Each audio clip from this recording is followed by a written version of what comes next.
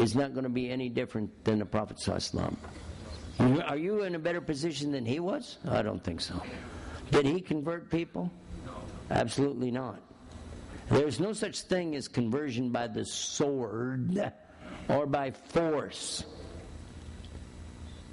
It's a reversion back to their original state that they were in when they were born. You're asking somebody to consider a message, that's all. A message from your Creator, which is worship Him and not what He created. That's the message. In a nutshell, you can say it in 2 phrases and put it on a bumper sticker and parade it all over the world. Worship the Creator, not His creations. That's it. Worship the Creator, not the creations. Yes? That's it. It's as easy as that.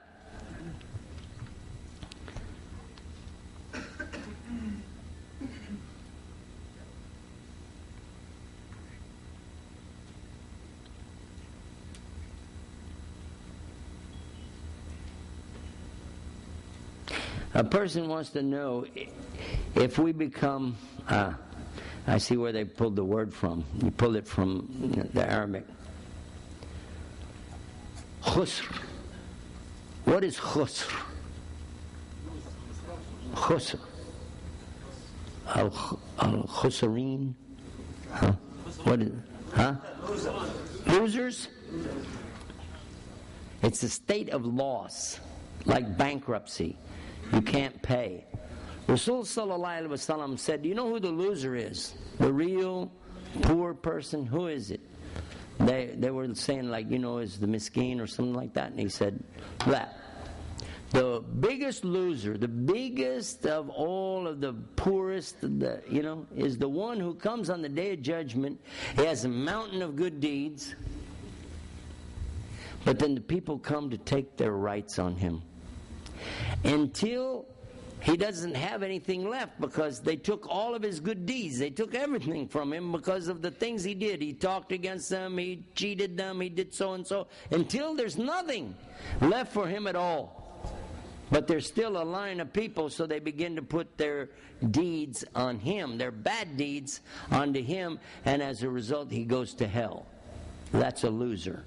A real big-time loser. It means you can't pay up on the Day of Judgment. It's called Yawmul Hisab. Now this is a little different than maybe something you've heard about before. You know about Yawmul Qiyamah. Qiyamah, to stand. That's a resurrection. To be back up again. But then there's also Yawmul Hisab. And that's where you have to account for everything. Hisab means to settle your accounts. You go to the bank and square things up, you make hisab.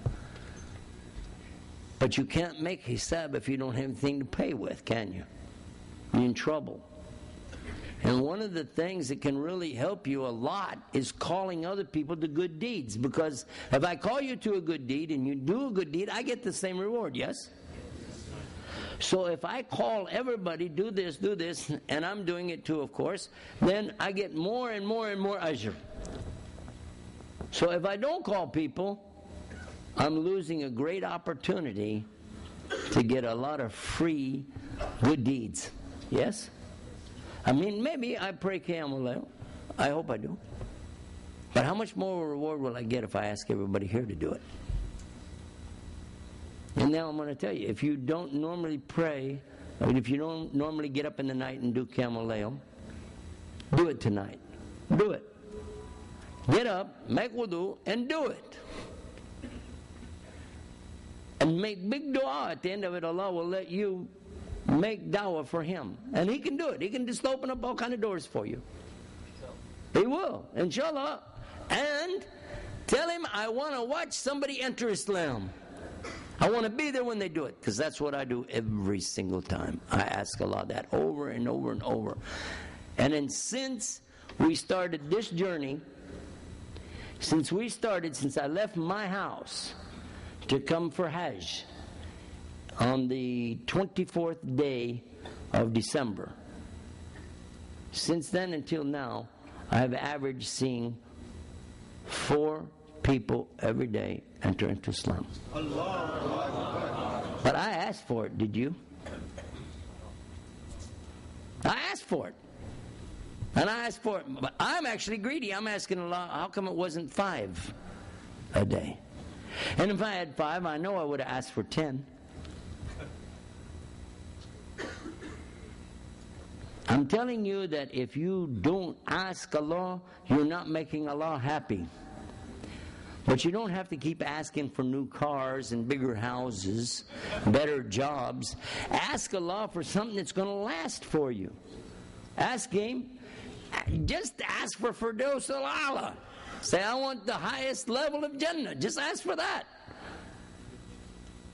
Every single time you pray, ask for that. After every single fard salah, there's a dua which is accepted by Allah. Hadith sahih. All you have to do after every single fard salah, just make dua. Oh Allah, this is what I need. I want this, I want that. I need to see somebody enter Islam. I want to be there. I want to watch somebody say, Ashhadu an la ilaha illallah, Ashhadu Muhammad Rasulullah. And He will put you there. I want to see somebody enter Islam. I want to watch them learn how to make wudu. I got to do that with somebody just the other night. Took my time, took him somewhere, somebody's house. I said, let us have this room just 5 minutes. I took him in there in private. Because his only objection, he said, I would do it, but I got a problem. I'm afraid in this kingdom, if I said Shahada, then they're going to be all over me. I said, for what? He said, well, Muslims have to pray or they beat them up over here. I said, whoa, whoa, whoa, whoa, whoa. Where do you get this idea? He said, somebody told me that if I become a Muslim, that I'm going to get beat up if I don't pray, and I don't know how to pray. I said, okay, we're going to do 2 things. First, I'm going to tell you, they didn't tell you the right way. Second thing is, let's go learn how to pray. So I showed him how to make wudu. He did shahada with me first, and then we did the salah. I said, what do you think? He said, alhamdulillah. I said, okay, let's go tell the people. When we came out in front of the people, you were there, what did he do? Ashhadu. Ashhadu? Do it with me. Ashhadu? An la ilaha illallah. Wa ashhadu an Muhammad Rasulullah. Takbir. Allahu Akbar. Takbir. Allahu No, you all became Muslim tonight, right here. That brought my average way up. Alhamdulillah Rabbil Alameen. Hu Allah di jalan Muslimin. Assalamu alaikum wa rahmatullahi wa barakatuh.